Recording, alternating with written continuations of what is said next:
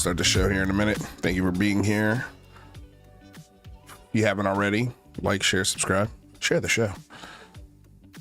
See you guys in a second. Hello to Sparky Pilot, Simon Fly, Dana Chanel, Lord Luda, ABG, A Sacred Asynchronicity, James Craig, Pat Calabria, yo buddy, John P. So happy all of you guys are here. Mama's dope boy. See you guys in a second. Thank you for being here.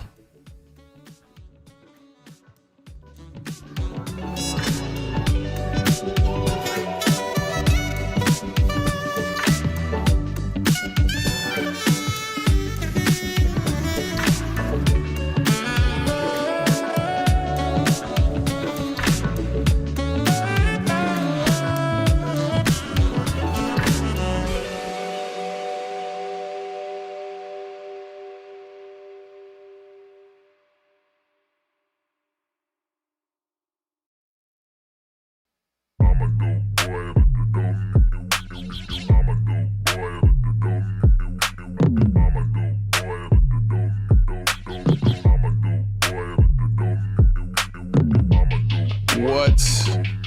is up, everyone? Welcome to Lue Reviews. Welcome to Lue Reviews, the destination for critical thinking in the realm of the unexplained. If you haven't already, please like, share, subscribe, rate, and comment if you're listening on podcast. That goes a really long way. Hit the bell. That way you're notified anytime we go live. Also, if you really want to support the show, we've got Patreon links and subscriber monthly bills, more monthly bills. Who doesn't want that? Who doesn't want a monthly bill to me? Well, we've got that. So if you're looking for another bill, subscribe to the channel. Subscribe. Become a member. Just like our boy Blizzard did last week. He became a 12-month member, guys. Pretty dope. Pretty dope. So what are we going to be talking about today? Today we discuss the return of Lue Elizondo in a New York Times article by who other than Leslie Kean and Ralph Blumenthal. Did they mention the torture? The inconsistencies from their past reporting? We'll read the article. Also, is Hal Puthoff an American scientist or an American loon? We answer the question today. So let's get into it, guys. We've got also some other stuff to talk about. Again, so happy that everyone's here. So happy, and well, I hope anyway that everyone had an incredible weekend, or week rather. You're going into the weekend. Today's Friday, so happy Friday, y'all. Let's switch to our good old Lue reviews, but let me move some things around before I do here on my screens. All right, let's do it.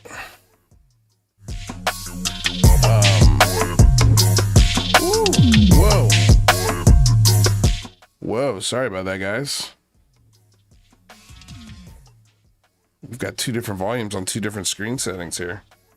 How did that happen? Don't know. We're gonna have to figure it out post show. But hopefully I didn't blow anyone's ears out there. All right, guys, let's get into it. So, of course, we've got my trusty bookmarks. So many things to talk about. I thought today wasn't going to be a totally crazy busy day. And then things just started happening pretty early this morning. At least when I woke up, I saw something that Tim McMillan covered, which we'll talk about. And then got news that Lue Elizondo, there's a book promotion basically a book promotion in the New York Times written by Leslie Kean and Ralph Blumenthal. So we'll go over that here in a moment. But I wanted to start with this because I thought this was really cool. I'm not here. This isn't happening. Also known as Pip in these parts. He's one of the best guys in the community, because he, like me, used to be a believer. We used to really believe in this stuff, and he always shares cool stuff that just adds a little perspective. And this is a video for you guys out there in podcast land.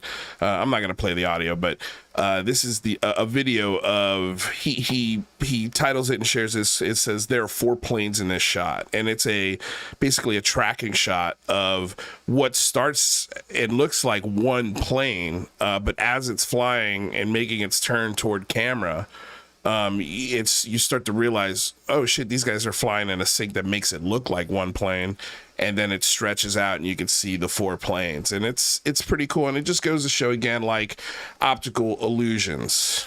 If you're not familiar, or maybe if the video cuts off at a certain point, you might be able to say, well, maybe there's 2 jets, but no way there's 4. until you get all of the data of the video that shows there's 4 jets in the video. And so, it's just a quick little friendly reminder how humans are fallible, and people can make mistakes, and what appears as one thing can in some cases be many. So, again, just a cool little thing to keep in mind. I always love to bring things like that up. So here we go again with Jay. I will always call him Jay Malibu, because it's just such a cool name. And again, like another like this show, its roots came from, again, a believer's roots. Even though we were trying to be as middle of the road as we can, come to realize that my personal belief system was a lot stronger than I had originally thought. And so when I first came onto the scene, I talked to everyone. I've talked to Rose Coulthard multiple times on this show. Same thing with Jay Malibu here. We all used to be really friendly, and it's the same thing that we're going to talk about with Ralph Blumenthal, the New York Times, Leslie Kean, when it comes to Lue Elizondo. And this is not just a Lue Elizondo thing. This is a whole phenomenon, UAP, UFO thing. There's so many red flags. There are more red flags and more evidence of people being nefarious, straight up lying, believing their own bullshit, believing other stories from other people that they trust. It's always secondhand stories. There's never ever any data at the core of these things. When you get videos, they're always compressed videos uploaded to the internet, which when you do that, you lose data, and data also is manipulated when you compress video. There's so many things. And so many red flags. And it's, if you've been in it for more than 2 years and you don't see it, I find it hard to believe. I find it very difficult to believe. Because again, the evidence that shows that people are doing all of these nefarious, shady things to promote and make money off of and take advantage of people that believe in things, believe they're going to get healed, believe the aliens are going to give us new energy, believe they're going to save the environment. It's a new religion. It's a new cult. And they suck money out of people any possible way they can. Not because they're content creators or they're covering something, but because they're selling promises. They're selling solutions to loneliness, and they're selling solutions to deep questions that people have, not only of the universe and the outer part of their existence, but the inner part of their existence. Also, the voices in their heads and the calculations that people are having in their head. Like, they want answers to those things, and they think that this presence, this phenomenon, is this close to coming. It's almost there. We're so close. All of these answers to my personal problems are going to be revealed so soon. I know it. And man, it's just, I don't understand. I really just don't understand how, again, if you're in this 2-3 years and you don't see the overwhelming red flags, and people like Ross Coulthard, here he is again on Jay Malibu's show. Spinning what we're about to hear is more BS. Like just a few months ago, Ross Coulthard, he laid low, at least in like online interviews like this, for a while. I think because he got a lot of shit for it. When he told everybody that, I know where there's a ship so big, a UFO crashed ship so big, they had to build a building around it. But just the logistics of it is so stupid, and how it would not leak. The construction teams, the infrastructure and plumbing and electrical to get equipment out there, to get crew out there to wherever this mysterious location is. And apparently it's not in the United States. It's just, it's so silly. And you got multiple, according to him, multiple sources that have confirmed that for him. And so then the question is, well, why won't you tell the people where it is? It's not going to blow any of your sources. You don't have to reveal because you've got multiple sources that have confirmed it, right? So tell everybody where it is. Just say the country. People will find it. The region. I mean, there is a guy on the internet that you can take a picture of almost any room on the planet, and people send him pictures, and then he live streams him finding exactly where that picture was taken, exactly on the planet where that picture was taken. And he doesn't do it based off of a lot of information, but he's that kind of guy who's scoured every crevice of Google Earth, and he can find things now really quickly just by a picture. I mean, that's wild. I mean, you can do that on Google search too, I think, right? With certain things, especially when you're shopping. But it's like, dude, you can, this is the same guy who has called for American veterans who are hiding the UFO secret to be drugged from their posts, tarred and feathered, and drugged behind Humvees for all to see. That's what this man said. And here we are, just putting him on the show again, just chumming it up with him, spoon feeding, just eating more spoon fed bullshit. It is incredibly frustrating. Yeah, I don't want to get off the track on that. It just makes me think of other things that happened throughout the week that are just, there is never, with the UFO community, they pose as if, oh, I'm coming from an honest place. I'm coming from, a place of good intentions when we have this conversation. And they're the first ones to literally knife your Achilles tendon as soon as you turn around. And then when you're on the floor screaming like, what the fuck? They're like, hey, let me help you up. And get up. And then, so sorry. I really didn't mean it. It was an accident. It was a misunderstanding. Me slicing your Achilles tendon. And you turn around again, then you slice your other one. And you're expected to go back to these people, this community, this mosh pit, and expected to just take every label they put on you, an assumption. It's like, nah. It's not the way the real world works. And again, like I've told so many people in these spaces, like, nobody in here is your real friend. I don't count these as real human interactions. Not because you're not human or you're subhuman or you're different than me. It just simply, there's a filter here. All we're hearing, we're only getting one sense of the human, and that's the voice.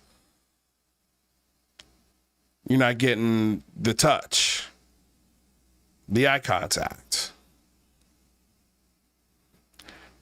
the status. Like, all of those things play when you're meeting people in real life. In these forums, man, all that shit goes out the window. It really, really does. But all of this, the reason why I bring it up is all of this connects. All of these interviews, all of these hopes, all of these promises, all of these deadlines that are never met. All of this stuff is under the same umbrella. So when you, umbrella, blah, blah, umbrella. So when you talk about the community or when you speak about it as a group, it's like, dude, I'm not going to sit here and individually go through who's doing what. Nobody wants to hear that. All of you guys are under this crazy umbrella.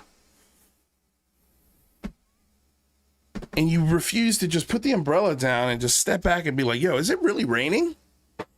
It's actually kind of a nice day. I don't know. It's just stuff like this, is this lore building, this trust me bro shit. So J Malibu writes, the technology is mind-blowing. It's light years beyond what we have. And that's a quote from Ross Coulthard. It says UFOs are consciousness connecting technology. Is consciousness key to understanding UFOs? Now, this is his shtick. This is J Malibu's shtick. This is his belief. This is what he saw. Therefore, he is applying what he experienced and what he saw to his belief system. And Ross knows this. Ross knows that J Malibu's shtick is he thinks he can connect and summon these things when he's in the right state of mind. He believes that because he thinks he's done it. He thinks he's CE5'd things. And when you look through the CE5 manual, we've talked about this in past shows, it is literally verbatim a hypnosis book. You read that book, you're self-hypnotizing yourself, and you would be shocked at the percentage of how many people it works on, where they read this book and they convince themselves that they could connect to these aliens. And it is a hypnotist manual on how to hypnotize someone, just inversed on the reader. And so they sit down and they have their experience, and now fucking boom, they're in. They are in. Every CE5 class, every CE5 course, every CE5 get together, every CE5 fucking convention, they're in. They're in. And because the church is a moving circus that goes from town to town, it's difficult for people to, it's not like Scientology where it's got brick and mortar stores where they come in and you do their fucking culty meters and all that bullshit. Then you buy their books and they pressure you into courses. This is just simply, hey, I saw this guy in an interview on Joe Rogan. I saw him on J Malibu's show. They told me I could do it. So I bought the book. I self-hypnotized myself. And now I'm in, man. And there's nothing you can say that's going to change my mind. And there's no way for 1 second am I going to possibly think of, maybe I did manifest these things myself. I know I keep delaying this video, but it just keeps making me think of things. This last week, I wanted to say this last show, but McGowan came on and I didn't have time. But I had my first sleep paralysis experience. I felt fear. I woke up, I sleep on my belly. I woke up and I couldn't move, and it felt like someone was pushing on my back, like pushing me into the mattress. And in my mind, I'm like, get up. I said it over and over and over again, and I couldn't move. It lasted roughly 2-3 minutes. Felt like, I don't know. I felt like I was half asleep, half awake. I wasn't fully awake, that's for sure. But I felt the fear, like literally, I'm like sleeping, and I was too tired to give a shit. Honestly, I was too tired to give a shit. I went right. I got a little scared. I'm like, ooh, that was scary. Man, I'm not going to look up. I don't want to know. Like, I don't want to know. And I just went back to sleep. I didn't give a shit. And I woke up and then I told my girlfriend about it. She's like, babe, that's sleep paralysis. That's happened to me. I was like, I thought that's what it was. After I gave it some thought, I'm like, yeah. But if I had a belief, if I had read a fucking CE5 book or, you know, the Monroe Institute, PSYOP, or Hal Puthoff papers, I would be special. Oh, they're visiting me? They're terrorizing me? Oh, man, it's real. I could see easily, man, because it was scary. It was weird. It was one of the weirdest experiences I've ever had. And that's never happened to me. It's strange. Happens at 44. I should get that checked out. I don't know. It was weird. And needless to say, the next night I'm like, man, don't want that to happen again. I could do without that when I'm sleeping. Thank you very much.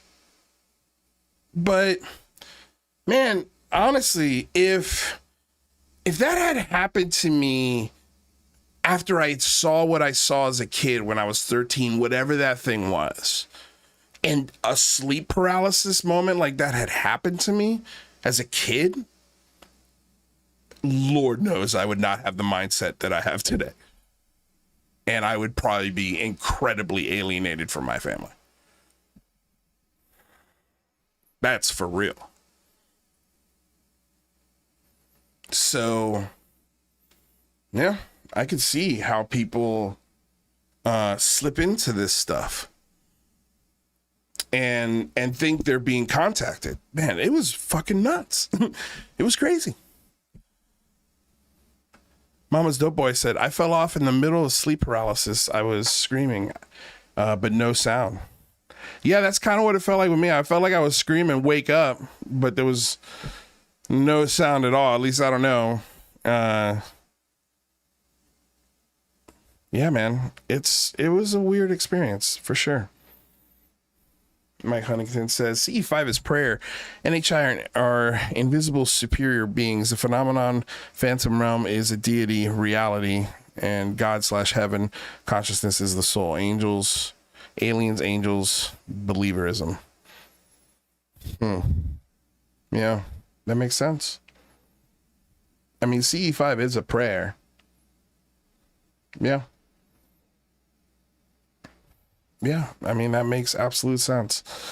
Let's listen to this clip. I've put it off long enough, and I apologize. But yeah, sometimes I get in these moments where I think of one thing, and it makes me think of another thing. And, you know, before you know it, I'm telling you my personal story of my sleep paralysis, you know. But it's important in the conversation to be honest with these kinds of things. And in one way, I kind of love that I experienced it now. Because, you know, now I got that perspective. Like, now I have that experience, and I can say, oh yeah, I've had sleep paralysis now. And that was, yeah, it was scary. But I'm not going to go join the Monroe Institute today. That's for fucking sure. And I don't think I could remote view now. And no, I don't think there was anybody in the room pinning me down to the bed, you know? Dude, yeah, like, I can imagine, like, what if you, like, were having a nightmare at that exact moment?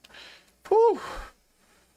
Yeah, I can totally see how that would fuck with somebody. Oh, man, thanks for the retweet, Charlie Parrish. Man, you guys. Parrish and I are working on some things, man. It's gonna melt your dicks off. I promise. If you have a dick. If you don't, it'll melt all extremities, really. It's gonna be really cool. That's how I got out of that one. Okay. Let's listen to this clip. What I was told, and let's turn it up. Was The technology is mind-blowing. Let's start that over. Here we go. What I was told consistently was the technology is mind-blowing, and they are not in a position to be able to engineer it yet, because it's just light years beyond what we have. It's a completely new type of physics, is what one person said to me. And you might be interested in this, Jay, because of the sort of direction that your interests have taken. Without expanding on it, one of the people I spoke to told me that it had a lot to do with a mind interface connection with the engineering, that it was driven by some kind of consciousness. Like, or some immediately, kind of, he's like, believes it. He's hook, line, and sinker, man. That's exactly what he's been wanting to hear. And Ross always saves little things like this for him, you know? And he said that in the past when he told us about the big, UFO so big they couldn't move it. This guy, man. And Jay just eats it up. Intelligent connection with machinery that was beyond our understanding. What I was told consistently was the technology is mind-blowing. You could say that about human technology. And they are not in a position to be able to engineer it yet.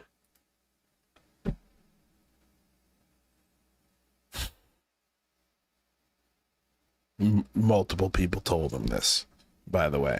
If any of this was true, it would be beyond classified, and the Department of Homeland Security, FBI, and CIA would be breaking down Ross Coulthard's door.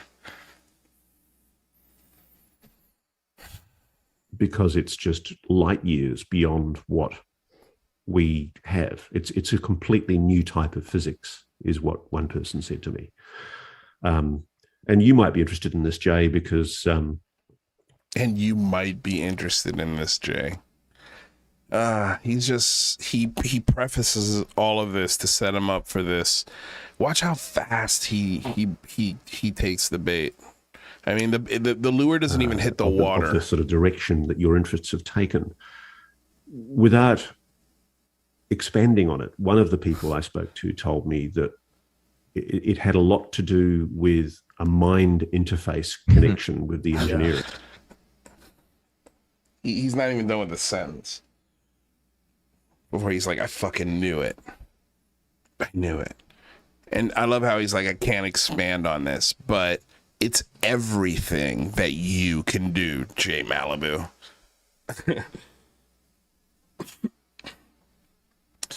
These guys tell you what you want to hear, especially if you have any sort of influence. And Jay does. He's got 95,000 followers on Twitter, and it grows by the day. And he's been really smart. Yeah, man. Let's see who he follows. He went from following nobody to now he follows 42 people. Wow. This is a very interesting crew of people he follows already. I mean, having it scrolled down. Man, J.K. Rowling. That's so funny.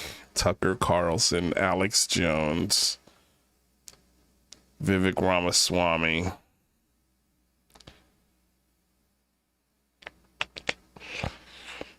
Russell Brand, Elon Musk, Joe Rogan, this Jean-Luc Infinity, who's an absolute maniac.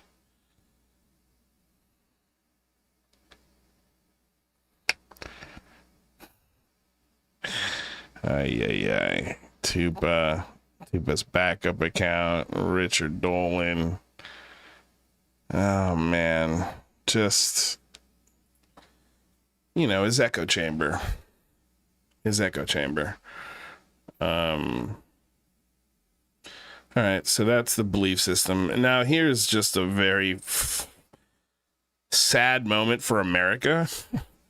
I'm wondering if, I mean, this is CBS Sports Network. I have a feeling we'll probably get hit with a copyright on this. But yeah, I'm not going to play because I don't want to get hit with one. I know for sure this will hit. I didn't think of it when I bookmarked it. But essentially, this dickhead, Al Hughes Dukes, who works on the radio and apparently for CBS Sports Network, and this dummy believes the data that Ashton Forbes has is compelling.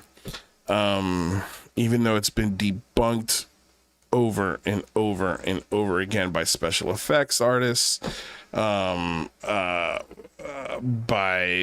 all sorts of fucking people that have expertise in After Effects and recreated the videos and found like stock photos and footage that match to these. It's beyond fucking stupid. But here we are on a major network television sports meathead program. And this meathead decides to ask the biggest meathead in football, Aaron Rodgers. He used to be one of my favorite players, man. But he makes it hard to like.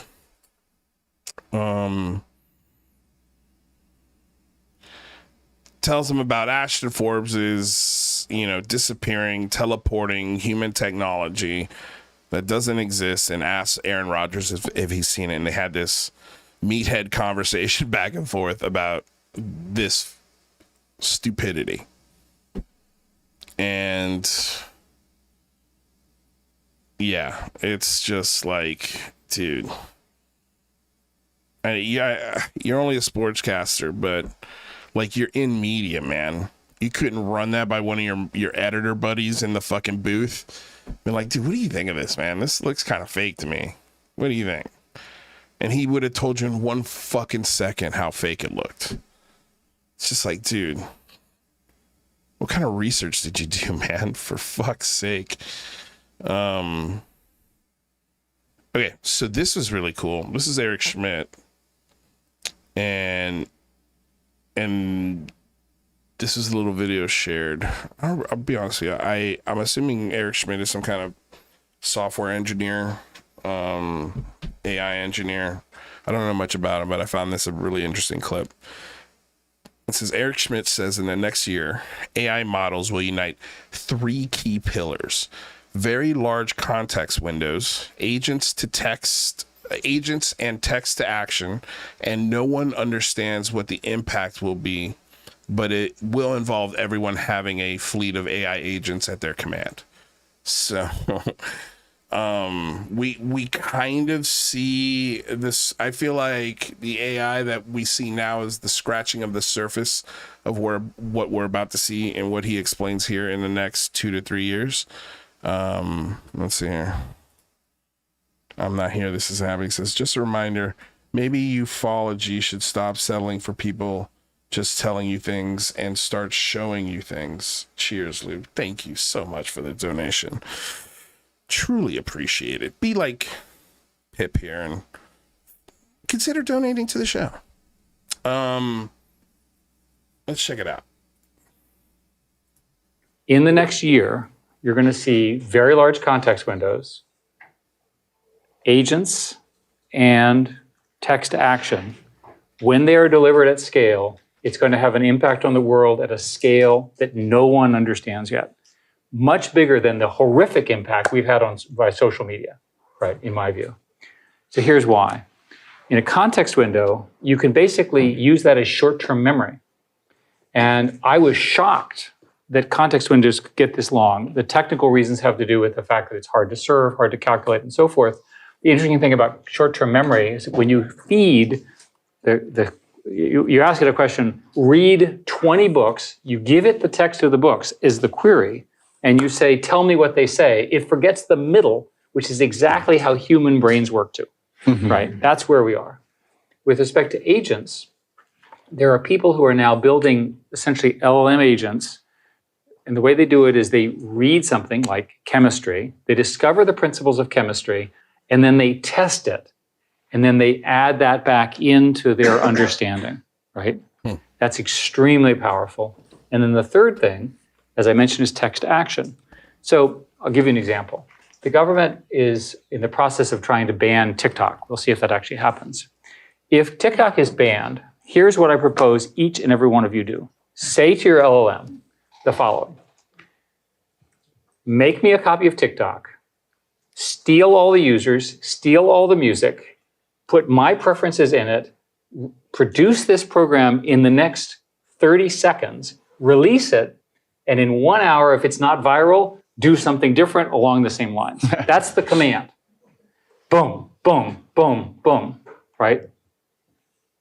You understand how powerful that is. If you can go from arbitrary language to arbitrary digital command, which is essentially what Python in this scenario is, imagine that each and every human on the planet has their own programmer that actually does what they want, as opposed to the programmers that work for me who don't do what I ask.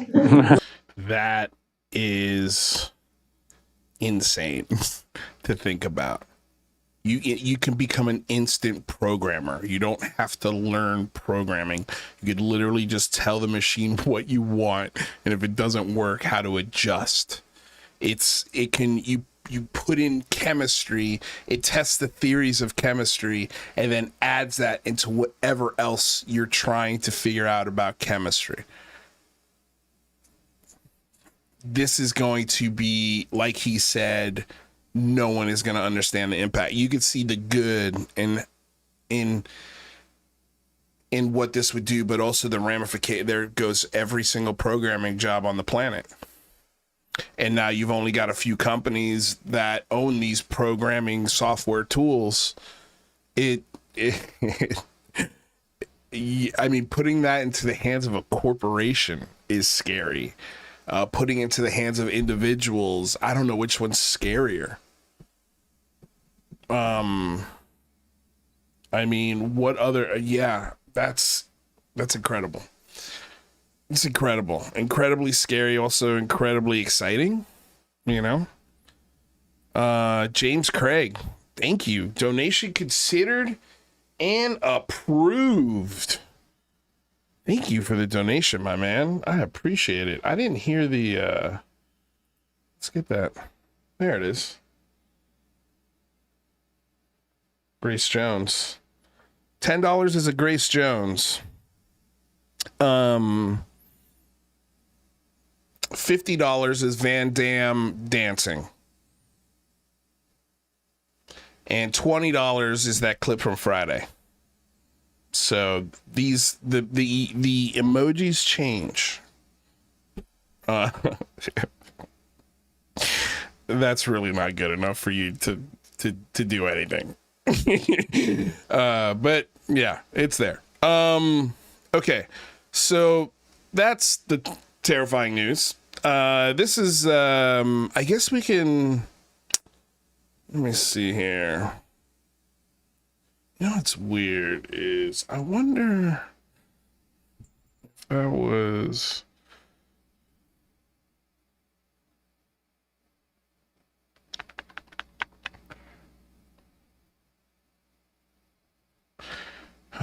so many spaces, man. I mean, these spaces are 24/7 and the same people in them. It's so it's sad and like scary and weird, and it's such a weird place, man. I think the guy took it down. Some guy made a video. I think that was in my bookmark. Yeah, interesting. I wonder why he took it down. It was this one here, I think.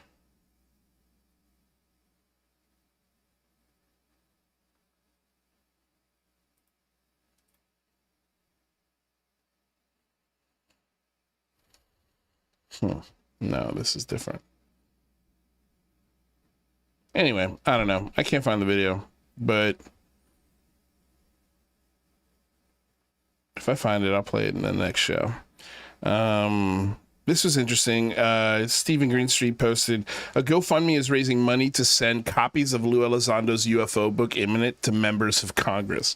So far, they've raised $1,457 and purchased 32 book copies.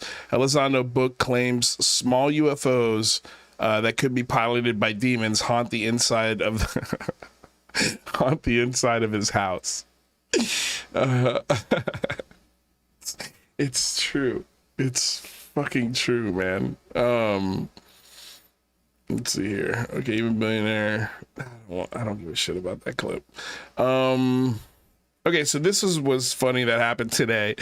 The Debrief, Tim McMillan posted an article on the Debrief titled "How the Barbie Movie Unexpectedly Spiked Public Interest in Gynecological Care." Gynecological care. Yeah, I said that right. I think. How the mighty have fallen. I mean, that's Justice's response to this was great. Dude, it's so funny, man. It's so funny, dude. The Debrief. I mean, if you had written that article maybe during the DVD release, I think it would have gotten some play. But okay, so this was interesting. This I wanted to share and talk about. James Fox. Good old James Fox. So he writes, one more day of audio post for the program here in LA. Trailer to follow. Because all of the nonsense with distributors, we've decided to release the film independently. So looking for an investor. If interested and serious, please message me. Let's go. He's an anime character. Let's go. You know, and he's got like sparkles or stars in his eyes and the background turns pink and he freeze frame, slowly moving through it, kind of. Let's go. And he's got like a little wand with a star at the end of it. Yeah, like a Sailor Moon thing. Let's go. Give me your money. Nice to see he's in an actual studio editing this. You see this, Lue Elizondo? This is kind of what your recording session should have looked like. Something in this vein. Let's listen to this. More complex issue than most people probably appreciate when they just say, well, why don't they just tell us what's going on? Be more transparent. Well, and by the way, the guy you're hearing talk here is Hal Puthoff. So he's editing footage. And this is footage for my podcast audience. This is footage of Hal Puthoff, of James Fox editing footage of Hal Puthoff for his new documentary, The Program. The Program that Jason Sands talks about all the time in his spaces. Yes, that Jason Sands that has claimed he was kidnapped by aliens and forced to fight a war as a child, then brought back in time, back to present day, with very little memory of it. He can't call it 20 back because 20 back is an IP. And if he actually says that and claims that 20 back happened to him, he'll get sued by Corey Good. So he can't call it 20 and back, but it's a very similar program. And the program oversees that program. He was part of that program and many other parts of the program, although he hasn't provided any evidence of who works there, where the building is, or, you know, any paychecks, any fucking where, you know, co-workers, technologies. You know, he wants the government to give us all the secrets, man. He can't do it. But for some reason, he still calls himself the whistleblower. He keeps the title, but has none of the actions of a whistleblower. Anyway, this is Hal Puthoff. there's a lot of things have to happen before you get to that point. Ooh, scary music. Scary music. Today, we stand at a pivotal moment Peter in history. Coyote. Again, before us. man, this is this has been the big critique of James Fox is none of his movies, they've plateaued. They're the same thing. This movie's not gonna have any answers for you. It's not gonna come close. Everything that's in this movie, Jason Sands has already talked about in Spaces. He blew the movie for James Fox in a lot of ways. And it's funny to hear, well, I know a lot of people, a lot of content creators, they got fucked by distributors here in the last 2 years. So it's not cool. It sucks that he can't get a distributor that he trusts. But honestly, I don't know why he doesn't just distribute it himself. Like, it's not that hard. You've got the film made. You don't have representation to go to Netflix. You don't have enough pull or enough connections to go to Amazon. You've already made very successful films that have sold on their platforms. And if you can't do that, put it on a YouTube and charge on YouTube. Like, there's so many ways you can distribute this yourself these days. But I find it hard to believe that you can't get a meeting because there are plenty of platforms, Roku, like they're dying for content like this because they know that there's going to be a lot of people that are going to flock to see it. Not enough to make it like a serious film in any film, like serious film festival, right? Like Oscars or Sundance or South by Southwest or the Colorado Telluride, county film festival, like any film festival that has any prestige. If these films had facts in them, would be promoting them at their film festivals. And they don't. But you can still sell it to a lot of people. So I don't know, man. Sell it to the History Channel, dude. Put it on History, brah. Why not? For us is not just about unidentified anomalous phenomena, but about the very principles of transparency, accountability, and trust between the government and Wait the a second. people it Did serves. I miss somebody? But about the very principles of transparency, accountability, and trust between the government and the people it serves. Some of these crash retrieval programs, maybe Timber chat, saw you travel retrieval programs. I was editing a video, and I just want to show you guys something here real quick. Because the other day I had mentioned, man, it would be really great if the citizens of Tennessee could get a supercut of every time Tim Burchett has talked about UFOs on a national platform. If you type Tim Burchett UFO interviews into YouTube, you get, and these interviews go back years, months, an endless list of videos with Tim Burchett having interviews and spending taxpayer dollars talking about nonsense to a point now where he's had a fucking known UFO hoaxer in his office promising him tax dollars and time studying fake UFO alien mummy bullshit stuff. Look, the list goes on and on and on and on and on, dude. It does not stop. How many times? Like, does the state of Tennessee genuinely understand how much time this asshole wastes doing interviews? This is all he talks about. Again, a congressman who hasn't passed the fucking thing as an active congressman. Nothing. What has he done other than just talk about UFOs? I don't know, Tennessee. Get your shit together. This is fucking ridiculous. Look at it, dude. It doesn't end. It doesn't end. And that's one of the echoing voices in James Fox's new documentary. Give me a fucking break. The appropriate accesses, yeah. For whistleblowers and for the protection of whistleblowers. There remains an ongoing official public effort to investigate what is really known about UAP. And to say, until I've seen evidence, I'm just not going to accept this. Can't blame them. I mean, that in fact is a scientific position. So there you go. Right out of Hal Puthoff's mouth. Yeah, that makes sense. That's the scientific position. But wait. But. If they got the clearances and were exposed to some of the evidence that you've seen, would it be a different story?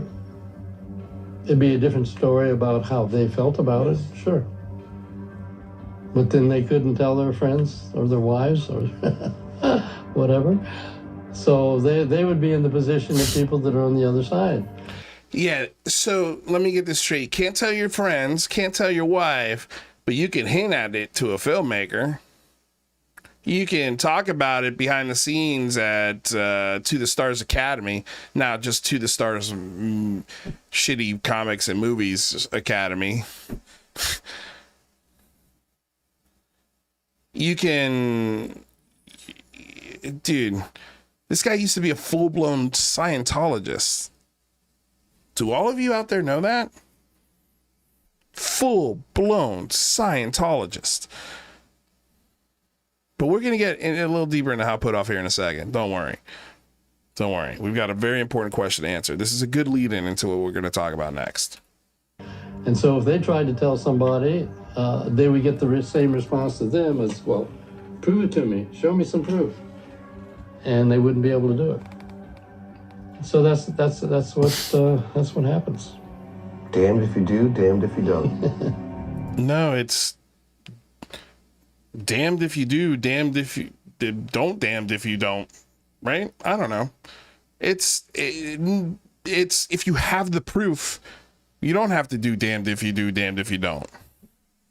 But even he's saying right now, there's no evidence. Yeah, I can't provide any of that for you. Because truth be told, I haven't seen any of it myself. A growing number. And now the next shot is that's like I would say D-list, like, you know, star fucking. But is UFO celebrities are not D-list. They are, dude. I don't even know if they make it into the alphabet of importance. But like, look at Christopher Mellon here. Look at this trench coat. What is he conveying with this? Government insider like Dick Tracy? Like the Dick Tracy of fucking ufology? James looks cool. He's got a cool jacket on. You're a fucking Mellon and you look like a CIA spook. Okay, high-level insiders. Okay, stop the scene. I want to edit something. All right, so that little sneak peek of James Fox's, I'm not going to call it a documentary. God, what should we call it? It's not a mockumentary. I'm going to call it a passion project. James Fox's passion project leads me into this next thing. That little clip leads me into this. Charlie Parrish shared this, and it was a tweet from Phil J. 1974. He says, Hal Puthoff has actually earned himself a place in the Encyclopedia of American Loons, and it's well deserved.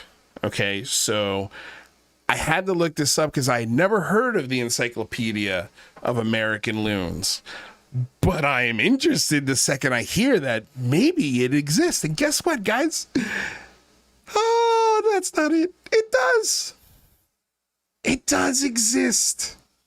He was submitted on Tuesday, January. I mean, this, honestly, this should go in the we should carve this somewhere on a fucking drone in the U.S. military hardware arsenal. We should carve Tuesday, January 22nd, 2019, Hal Puthoff certified American loon.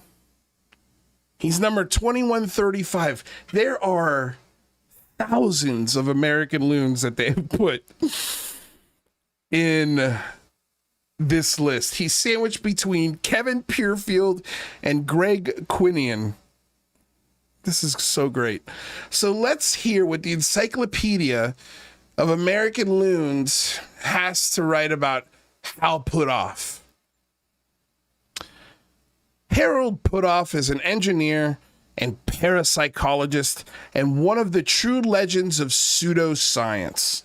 In the 1970s and 80s, Putoff directed a CIA DIA-funded program at the Stanford Research Institute International tasked with investigating paranormal abilities, collaborating with Russell Targ in a study of the purported psychic abilities of Uri Geller, Ingo Swann, Pat Price, and Joseph McGonigal, and others as part of this Stargate project. Both Putoff and Targ became convinced that Geller and Swann had some genuine psychic powers, which doesn't exactly speak too well of their methods or critical thinking abilities. Some of their, quote, research was summed up in the book Mind at Large, Institute of Electrical and Electronic Engineers Symposia on the Natural and Extrasensory Perception. When psychologists attempted to replicate Targ and Putoff's remote viewing experiments, they seem to have invented the term, by the way, which is just a really fancy name for clairvoyance or telepathy, they were unsurprisingly unable to do so. Accordingly, they investigated the procedures of the original experiments to see whether they could explain the discrepancy, and thus discovered that the notes given to the judges in the Targ and Putoff's experiments contained clues as to which order they were carried out, such as referring to yesterday's two targets, or they had the date of the session written at the top of the page. They concluded that these clues were the reason for the experiment's high hit rate. This was not the only problem with the quote research. One may wonder why Putoff and Targ put the clues in there, but you probably shouldn't. In fact, the investigators, Marks and Kamen, were initially able only to investigate a few actual transcripts Targ and Putoff had actually published to find out whether the unpublished transcripts contained cues. Marks and Kamen wrote a Targ and Putoff requesting copies, which Targ and Putoff refused to supply, which is pretty unusual in scientific context. Marks and Kamen were nevertheless able to obtain copies from the judge, who used them, and guess what? The transcripts, of course, contain a wealth of cues. In other words, if Targ and Putoff weren't frauds, they must have been extraordinarily delusional, possibly even by pseudoscientist standards. Subsequent tests of their hypotheses were negative. Moreover, students have easily been able to obtain Targ and Putoff's desired results based on the clues left in the transcripts alone, though Debunked, Putoff, and Targ's experiments are still harvesting press coverage from the credulous or spineless. That's all of you idiots in those spaces. That's you, American and international loons. Congratulations. In 1985, Putoff founded the for-profit company EarthTech International and a purportedly science research organization, Institute for Advanced Studies, where he is director. Putoff and EarthTech were granted a U.S. patent in 1998 after 5 years' delay due to controversy over their claim that information could be transmitted over a distance using a modulated potential with no electric or magnetic field components. The case is still used for educational purposes on patent law to illustrate that even for a valid patent, quote, even a component or a competent examiner may fail to distinguish innovation from pseudoscience. So they invented a fake fucking technology, put a patent on it, And then 5 years later, we're stripped of it, and it's still used to educate people on patent law today. Look at that. Look at that.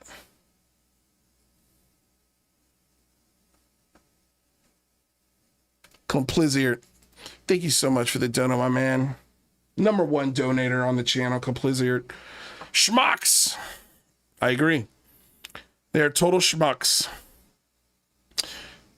In particular, Putoff is famous for his promotion of zero-point energy. Indeed, he is probably the main promoter of the idea, and it is pseudoscience, of course. Putoff's work on zero-point energy lacked transparency and scientific backing, and as such bore a striking resemblance to his psi work. It is worth mentioning that already in the 1960s, while a devout top-level Scientologist, Putoff wrote in a Scientology publication that he had achieved remote viewing capabilities during his ascension through Scientology ranks, and that Scientology had given him a feeling of absolute fearlessness. He later severed all connections with Scientology. The diagnosis: though it's hard to believe, Putoff seems to be a true believer, which makes him a systemic and striking failures to make his experiments methodically sound at all. The more interesting. Probably harmless by now, but his legacy continues to silify the internet. His legacy continues to silify the internet. Wonder who that is.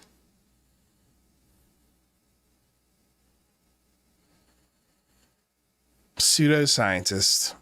Hal Puthoff. American Loon. Boom. Guaranteed. Guaranteed. So there it is, guys. You know, like,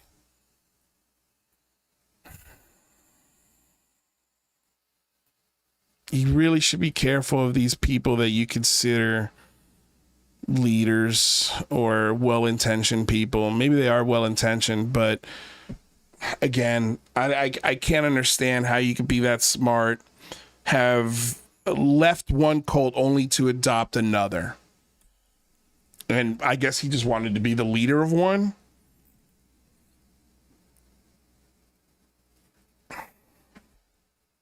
Saw how much money Scientology was making and was like, fuck it. Let me make my own religion. And I'll take my resume as my bona fides and create my own religion. I'll read that there in a second. Okay. So we're here. Let's talk about Elizondo. There was a New York Times article today, and this tweet was put out by Christopher Mellon. Here's a New York Times review of Lue Elizondo's new book, Imminent, a memoir recounting his experiences investigating the UAP issue both inside and outside the government. I recommend it to anyone interested in understanding how the UAP issue migrated from the tabloids to the mainstream press in 2017, and from a topic long ridiculed by government officials to one that Congress and the executive branch now recognize as legitimate and requiring serious investigation. That's not true. There have been, as of late, there have been more failed legislation than there has been successful legislation when it comes to the UAP. The UAPDA Act, Disclosure Act, failed miserably last year in Congress, and I think it's about to fail miserably again. As a matter of fact, I'll backtrack here real quick, and I'll connect this other tweet that we have from this guy, Lester Nair, I believe is his name, and he started the UAP caucus. Again, a lot of people have taken the idea and the spirit of the big phone home, and they've just taken the torch and turned it into their thing, and taken the formula that I had, and they're applying it. Hey, look, it's their right to do. It's the American process. If they want to organize and do this, that is 100% their fucking right. But what I would recommend is also using this call list if you disagree with this, whether you're international or national, whether you live here or you don't. Okay, you can, if you don't live here, you can tweet at our representatives, the ones that are going to make decisions on this bill, and that's the Senate Intelligence, Armed Services Committee, and Homeland Security committees. Okay, and subcommittees. If you want, just use their fucking UAP caucus link here.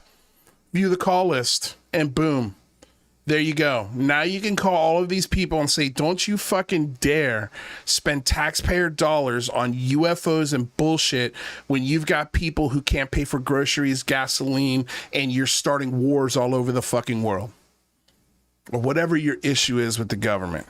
And by the way, can you make FOIA? Can you improve FOIA? Maybe write a bill to improve FOIA.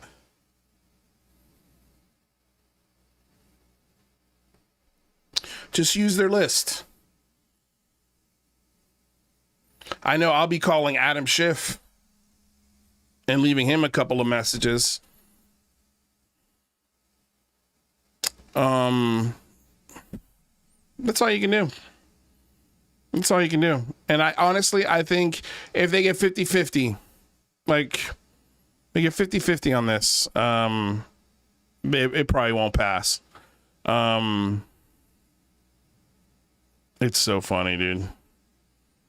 Look at this. They've just stolen everything I've done. Good for them. Good for them. But yeah, I don't think it's gonna work. It's here. Elizontology. That is the new religion. Elizontology.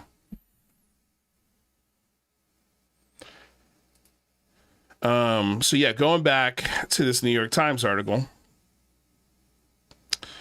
which is right here. It is titled "A Memoir of Insider's Perspective into Pentagon's UFO Hunt." In, quote, imminent, the former intelligence official who ran a one-secret program shares some of what he knows. And it's a new photo of Lue Elizondo. Brand new photo we got, guys.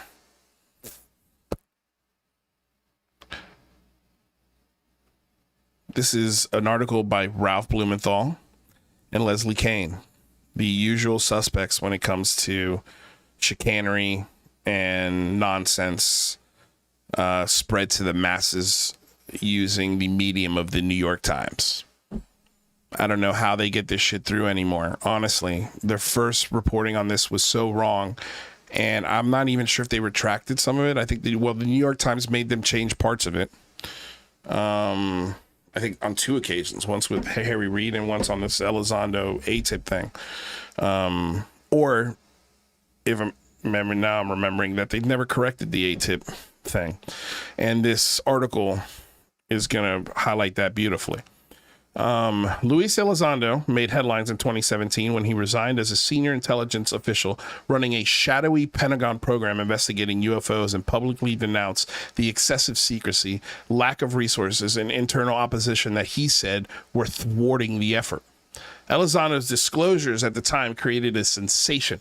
They were busted by explosive videos and testimony from Navy pilots who had encountered unexplained aerial phenomena and led to congressional inquiries, legislation, and a 2023 House hearing in which a former U.S. intelligence official testified that the federal government had retrieved crash objects of non-human origin.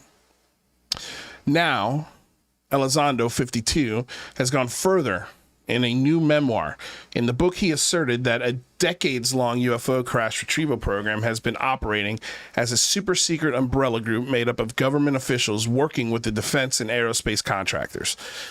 Over the years, he wrote, technology and biological remains of non-human origin have been retrieved from these crashes. Quote, humanity is, in fact, not the only intelligent life in the universe, and not the alpha species, end quote, Elizondo wrote. The book Imminent, Inside the Pentagon's Hunt for UFOs, now he's calling them UFOs. I think it's because he knows it'll sell more. Nobody knows what the fuck a UAP is still. After all this messaging and all this bullshit and all these TV shows and all these podcasts and all these interviews, people still fucking went back to the acronym of UFO.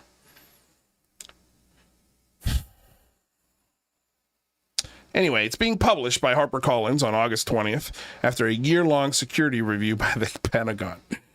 Pentagon clearance does not imply endorsement.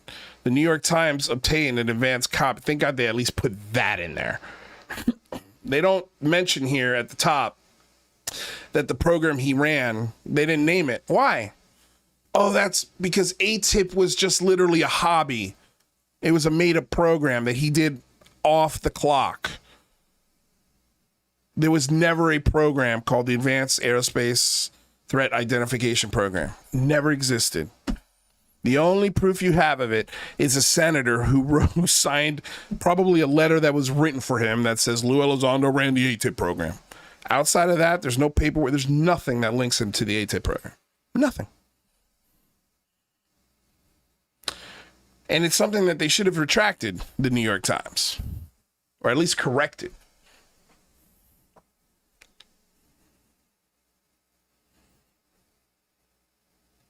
The New York Times obtained an advance copy of Imminent. I'm sure they fucking did, under embargo. The Pentagon program currently working to address sightings of UFOs, or UAP, as they are now called, even though we put the acronym UFOs on the book. If they're now called UAPs, why do we put UFOs on the book? Fucking get your shit together. Quote, continues its review of historical record of U.S. government UAP programs, said Susan Goff, a Department of Defense spokesperson. That is such a weird quote. It like quotes her mid-sentence. I'd love to get the whole sentence of this quote. This is the shit that Leslie Kean and Ralph Blumenthal do. And here's the thing. This is a really short article. I don't know why it took two of you idiots to write it.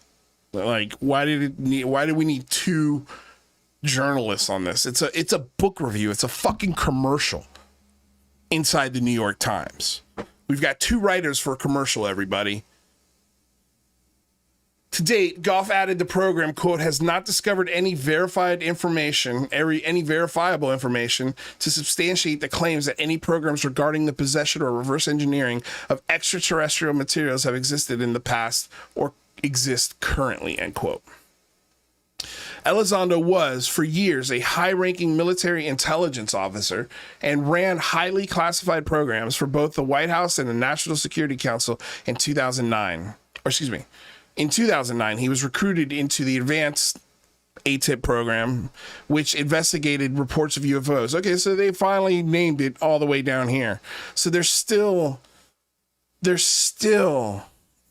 pushing the ATIP program as if it was a real program. It was OSAP. OSAP was the real program, not ATIP. Lue just took the budget of OSAP and attached it in the lore of ATIP and then confused the fuck out of everybody. And you've got guys on the OSAP side going, no, he had nothing to do with OSAP, and I don't even know what ATIP is. And then on his side, they're going, he ran ATIP. He ran ATIP. And they won't call him out by name on the others. It's so weird. It's a weird relationship that they have going on here. In Imminent, Elizondo described his struggle within the program to investigate the phenomena and his effort since his resignation in 2017 to push for greater transparency on what is officially known about UAP. He also wrote about personal encounters with the UAP, green orbs that he said visited his home while he worked for the Department of Defense. Here's Elizondo served in Afghanistan. Here he is shown walking next to then FBI Director Robert Mueller. Look at that. Interesting. It's a photo op with Robert Mueller. Now, this doesn't mean he worked with Robert Mueller.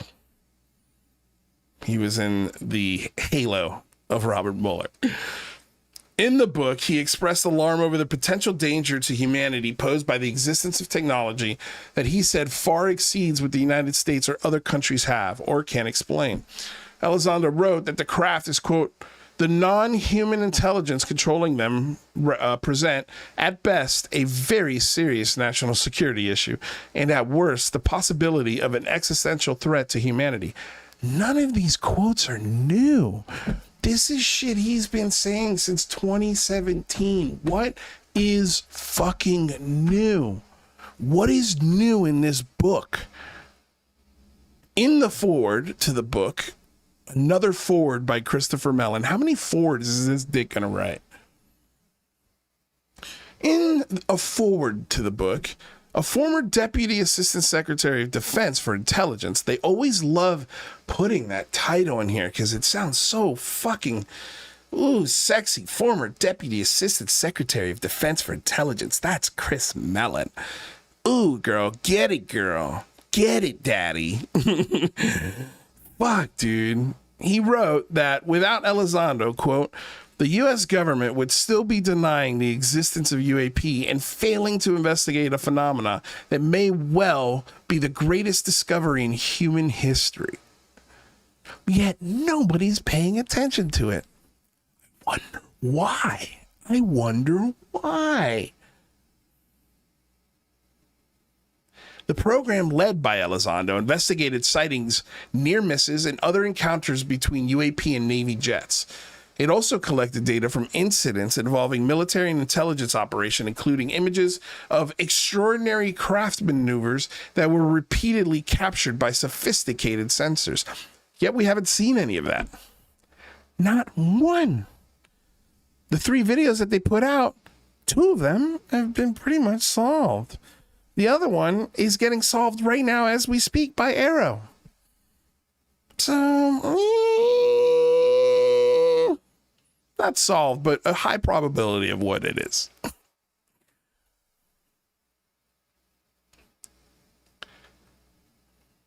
Within the program, he said, he learned that vehicles demonstrating, quote, beyond next generation technology, end quote, have been observed since the 1940s. In the early 1950s, when UFOs became a Cold War national security concern, strict secrecy was enforced. Quote, whoever controlled such technology could control the world, end quote, Elizondo wrote. Wow, what a revelation. Oh my God, how did you come to that one, Sherlock? Oh, man, what a detective. The country that controls the alien technology would control the world? No. You don't say, Elizondo. Wow, the New York Times must be really, really impressed with this. Much of the information collected by this program remains classified, but the 2 unclassified Navy videos of UAP were cleared for public release at Elizondo's request and posted by the New York Times when it broke the news on the Pentagon's secret UFO unit in December of 2017. In an interview, Elizondo said that he had firsthand knowledge of what he was discussing, but that his security clearances prevented him from explaining the source of his knowledge. He got Pentagon approval to publish his book partly by attributing some of the information to other sources whose comments had previously been approved. Elizondo also said that he was not approved to discuss his involvement in any other secret projects beyond the program he once led. Probably because you haven't asked. And again, that's what DOPSAR is asking, oh, hey, what am I allowed to talk about? With no prior interest in UFOs, Elizondo grew up in Florida. Oh, now it's Florida. Because it ain't Miami, is it? It's Fort Worth, motherfucker. Right? You're on the west coast of Florida. You're nowhere near Miami. All that Cuban shit you guys talked about, that was all bullshit. The son of an American mother and Cuban father who fought alongside Fidel Castro before breaking with him and joining the 1961 Bay of Pigs invasion. Taught to shoot, drive a motorcycle, and fly a plane by his father, he went to college and enlisted in the army. He served in Afghanistan and also ran anti-terrorism missions against ISIS, Al-Qaeda, and Hezbollah, and later led secret programs at Guantanamo Bay Naval Base and prison. Oh, wait. you go on to 2007, the Defense Intelligence Agency launched a UFO-related advanced weapon systems application program funded with $22 million buried in an undeclared budget secured by Harry Reid, who was then the Senate Majority Leader. So you skipped over the torture? The claims and braggadocious doubling down of torture through his remote viewing capabilities? And that he was called the Tsar of Torture and the Darth Vader of Guantanamo Bay?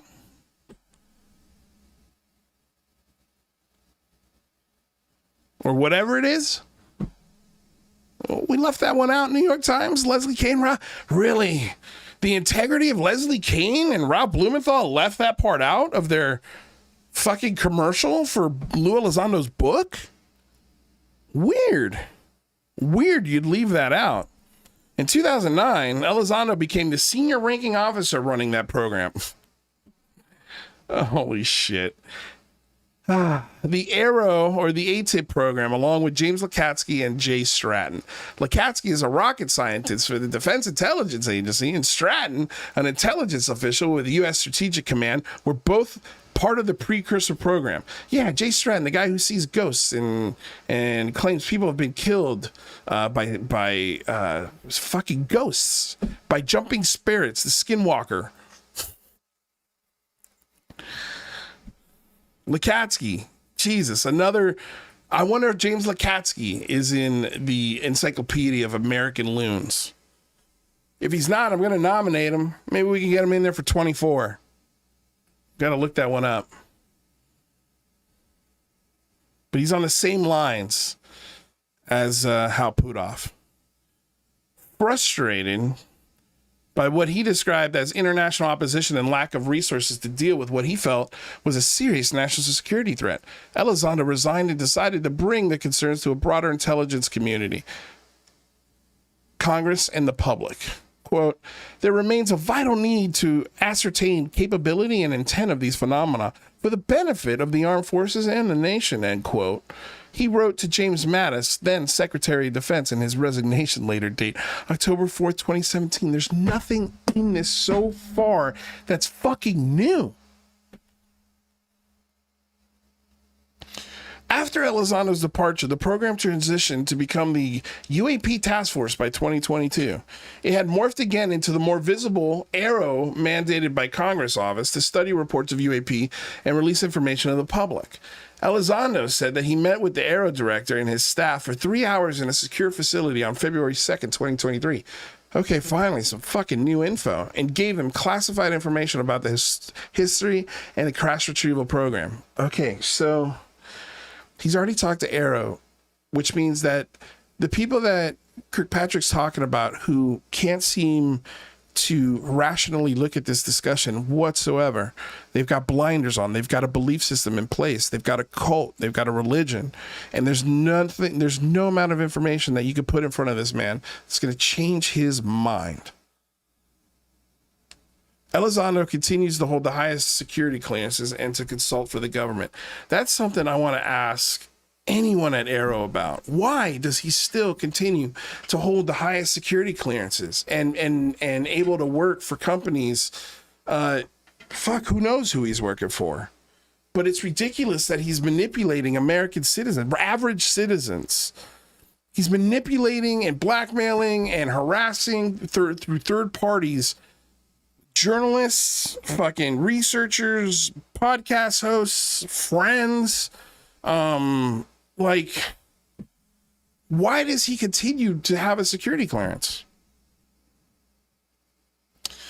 A veteran scientist with top security clearance, whom Elizondo quotes in the book, Hal Puthoff, here we go, American Loon, was part of Elizondo's UFO program. A physicist and engineer and with a PhD from Stanford University, Putoff worked as chief scientist on highly classified projects for the program for the government over 50 years ago, responding directly to the head of CIA and to the White House advisors. I mean, there's nothing. We're almost done with this. Fuck, dude. This is just like so stupid. A veteran scientist with top security clearance who, I read that one. Elizondo, quote, has briefed us on information that he obtained that appears to be firsthand data, and I have no reason to discount that, Putoff said in an interview. He certainly had clearances to get primary information. Of course he did. Elizondo also wrote a memoir of personal encounters with UAP, describing green glowing orbs about the size of a basketball that invaded his home on and off for 7 years. Okay, so this is new. And I love how they just squeeze this fucking in at the end. This sounds so batshit crazy. And this is why nobody's taking this book seriously. And I'll show you some signs of that. First of all, this article is a sign that it's literally just a little commercial in the New York Times. This is an article about a memoir and what's in the memoir. This is not a hard-hitting journalistic article here. That is sign number one, that this is bullshit. And this, like, now all of a sudden he sees green orbs the size of basketballs, and it invaded his home for over 7 years. I wonder if he's tried. He's already said he's done remote viewing. He's tortured people through remote viewing. So I'm sure he's tried to CE5 these things, just like Jay Malibu. Probably read the protocol, self-hypnotize himself, and now sees green orbs. Fucking loon. What a loon. What a loon. The objects were able to pass through walls and behaved as if they were under intelligent control, he wrote. The orbs were also witnessed by his wife, 2 daughters, and their neighbors, he wrote. As for, quote, our friends from out of town, I would love to know who those were. They do not appear to be benevolent, he wrote. He wrote. Perhaps they are neutral, or they could be a threat to humanity. Quote, we can no longer stick our heads in the sands, he writes. We know we're not alone. And that's the article. I mean, commercial.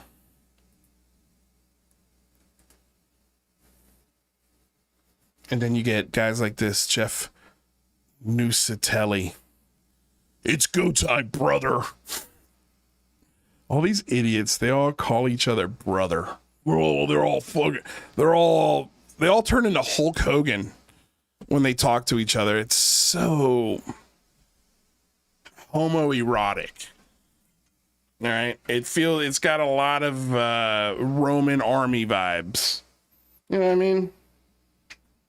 And hey, if that's your thing, go for it. I'm here to support you. Okay?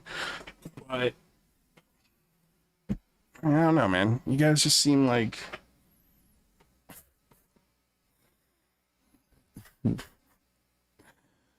brother. Look at them hugging. They're so close to each other. It's like they're bumping cocks almost. Let's see. There was another thing here. Maybe not.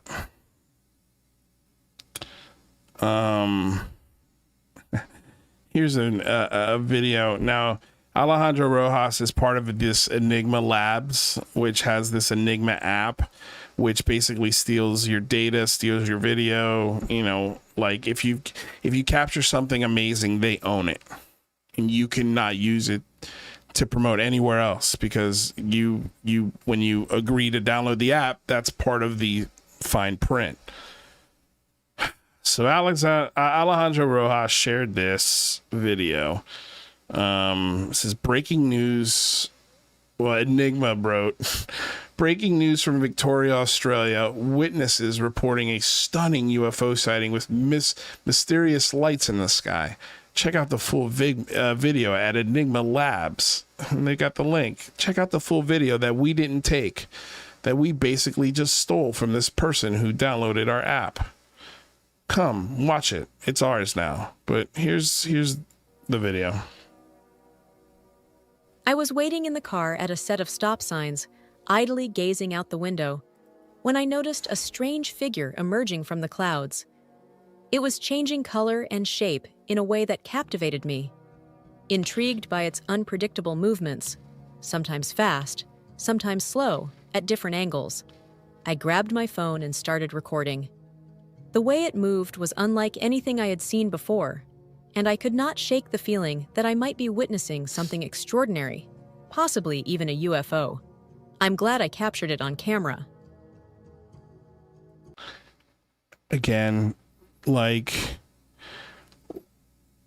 why is there music underneath this? Why are they using an AI generated app to recreate or to read the quotes from the person who submitted the video? It's like, that's not necessary. Just give us the raw video. See, again, like, this is not raw video. This is compressed. It's been edited. So whatever we're looking at here is not all of the data. Okay, that's number one. Number two, honestly, this looks like a very cloudy day. This could easily be, look at that. It looks like it almost turns right here. That could be a flock of fucking birds. And that's probably what it is. It's a flock of fucking birds, you guys. And I bet if you zoom in on this enough, and I bet if Mick West looks at this enough, he'll find out that this is probably a flock of fucking birds. And it's reflecting off of the sun.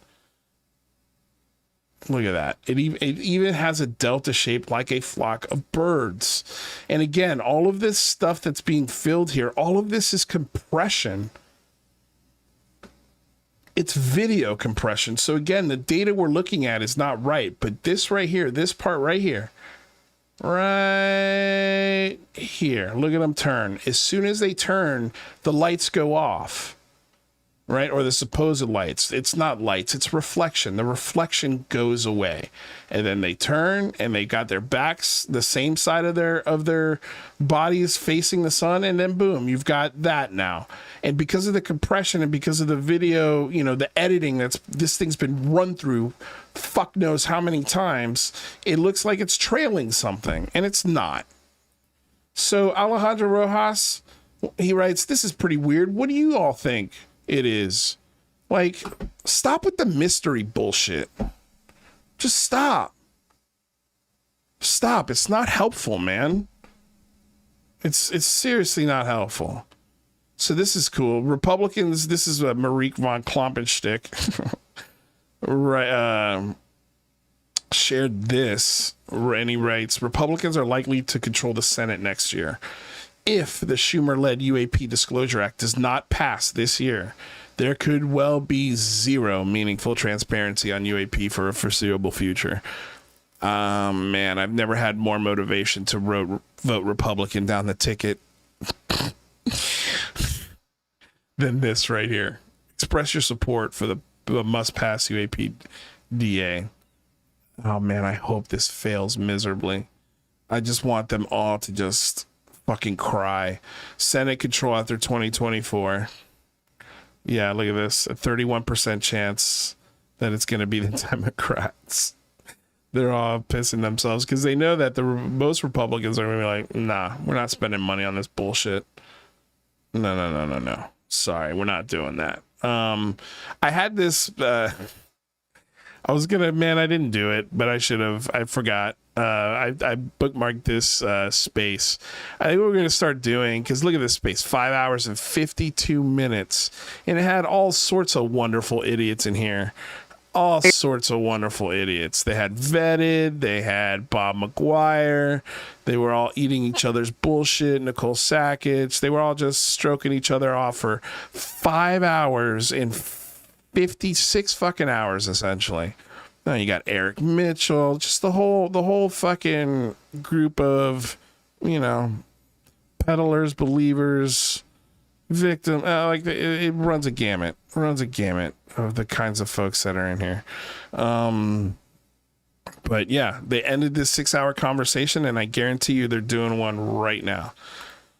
Let's see how much you want to bet. Let's see if we can. Oh, yep, there you go. Astral's hosting one. Let's see what they're saying on this one.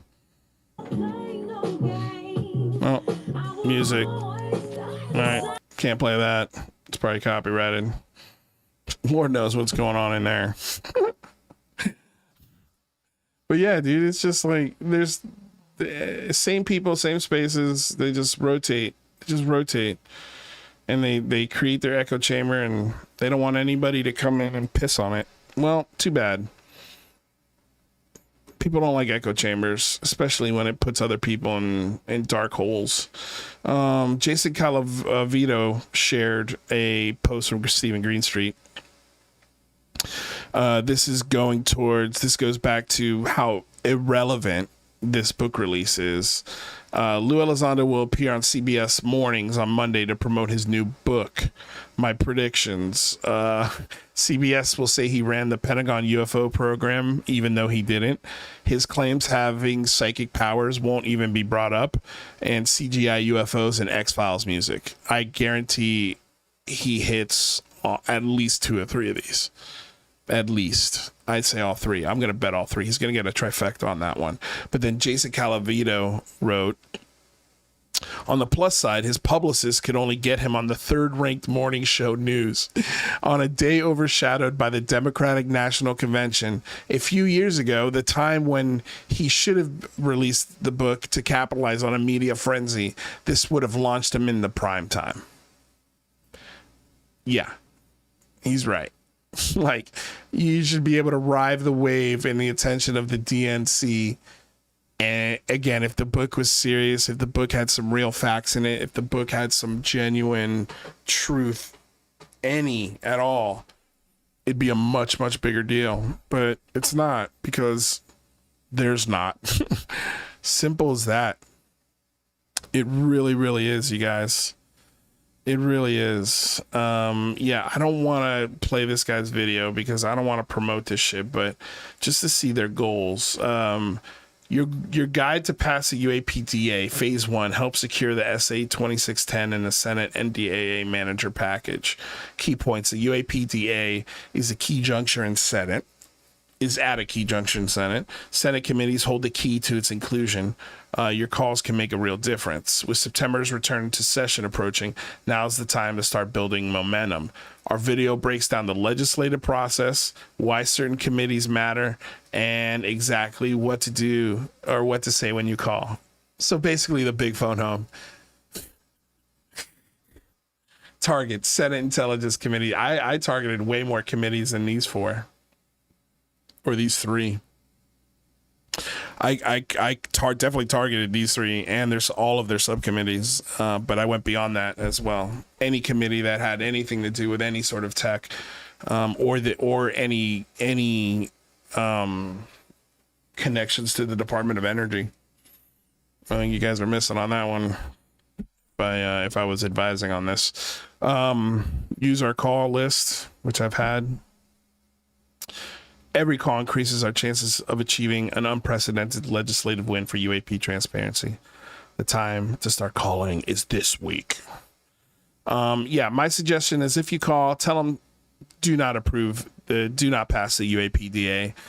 Do not waste taxpayer dollars putting it into the pockets of already known hoaxers that have already taken $22 million from taxpayers and put it directly into their pockets. So tell them no on the UAPDA. You again use their call list. I mean, they made it really simple for you to shit, dude. I'm gonna retweet this. Just again, these tools are helpful to stop this nonsense. So that's what I would recommend doing. And I think that's it, guys.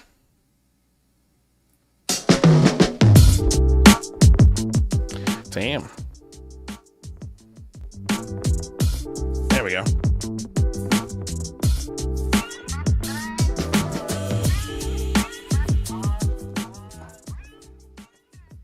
Anyway, you guys, that was a fun show.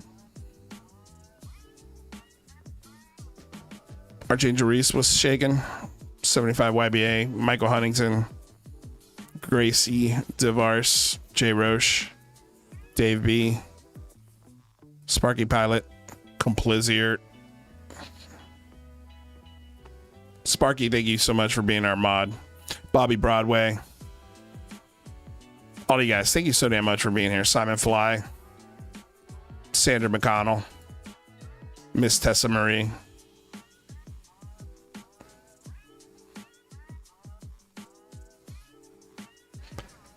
now that I become deaf. But he said he's never been a UFO guy. Oh man.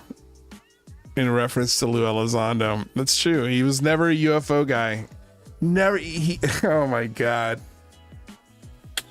You know what? Let me see if I can find that clip. We'll end the show on that one.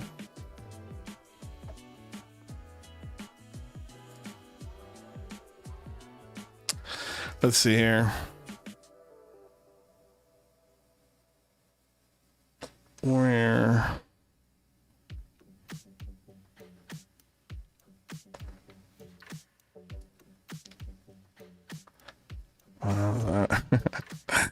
Dude, I got so many little videos here that I've made.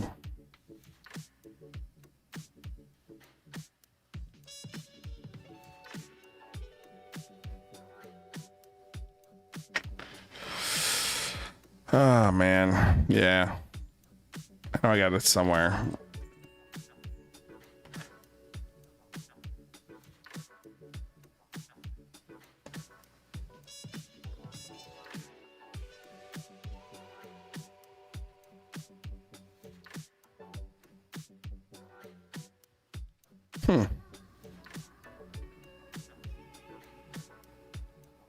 Weird.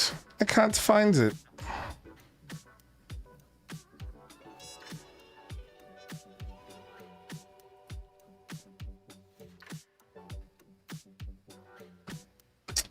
Let me see.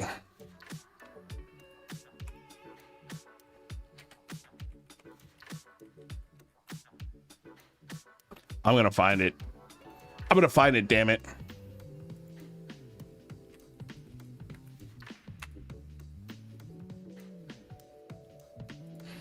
This is like Elizondo's last interview.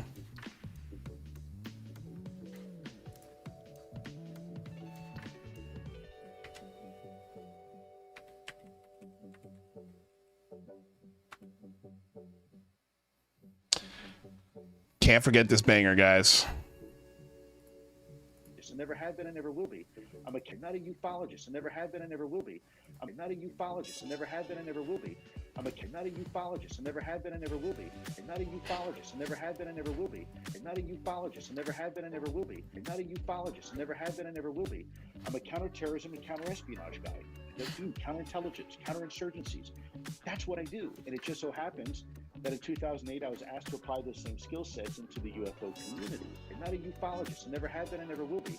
I'm a counterterrorism and counterespionage guy. I do counterintelligence, counterinsurgencies.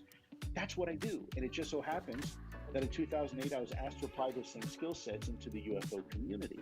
I'm not a ufologist. I never have been and never will be. I'm a counterterrorism and counterespionage guy. I do counterintelligence, counterinsurgencies. That's what I do. And it just so happens that in 2008, I was asked to apply those same skill sets into the UFO community. But I'm not a ufologist. I never have been and never will be. I'm a counterterrorism and counterespionage guy. I do counterintelligence, counterinsurgencies. That's what I do. And it just so happens that in 2008, I was asked to apply those same skill sets into the UFO community. I'm not a ufologist. I never have been and never will be. I'm a counterterrorism and counterespionage guy. I do counterintelligence, counterinsurgencies. That's what I do. And it just so happens that in 2008, I was asked to apply those same skill sets into the UFO community. I'm not a ufologist. I never have been and never will be. I'm a counterterrorism and counterespionage guy. I do counterintelligence, counterinsurgencies. That's what I do. And it just so happens that in 2008, I was asked to apply those same skill sets into the UFO community. Great weekend, y'all. Have a great weekend. That is your Messiah. That is your leader. That is the guy who now sees green orbs and that attacked him for 7 fucking years. Just remember, always, always, always remember. Always remember. Always remember. I'm not a ufologist. I never have been and never will be. I'm a counterterrorism and counterespionage guy. I do counterintelligence, counterinsurgencies. That's what I do. And it just so happens that in 2008, I was asked to apply those same skill sets into the UFO community. You guys have a great weekend. If you've made it this far and you haven't liked, shared, subscribed, ring the bell, become a Patreon member, become a sub to the channel, a member of the channel. Please consider doing all of those things. We'll see you guys on Monday. Have a great weekend. Thank you so much for watching another episode of Lue Reviews. Thank you so damn much for helping us raise the bar in this fucking world of nonsense. Have a great weekend, you guys. Love you all. Peace out.